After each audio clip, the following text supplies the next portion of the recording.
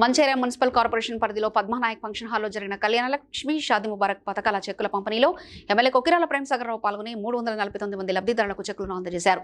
ఈ సందర్భంగా ఆయన మాట్లాడుతూ మొత్తం మంచిర్యాల నియోజకవర్గంలో 725 మంది లబ్ధిదారులకు చెక్కులు పంపిణీ చేసినట్లు తెలిపారు.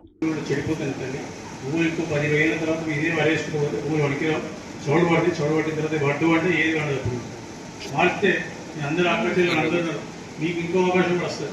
ఈ రెండో పంట వేరే వేసుకుంటే మూడో పంట కూరగాయలు వేసుకోవచ్చు. కూరగాయల మార్కెట్ ఎక్కడ మంచిగా కానీ లక్ష్మీ కానీ ఎక్కడైనా కూరగాయలు అమ్ముకునే అవకాశం ఉంది.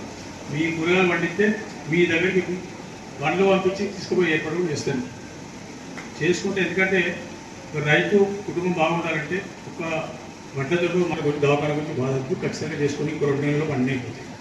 దాంతోపాటు మీ పంటల ఇలా ఒక్క దినం లేట్ అయితే వాళ్ళు బీజేపీ వచ్చేది వెళ్ళాలా వంటున్నాయి కొంటలేదు వాళ్ళకి వడ్డాంటే తెలియదు, వడ్డెట్లో వంటే కూడా తెలియదు.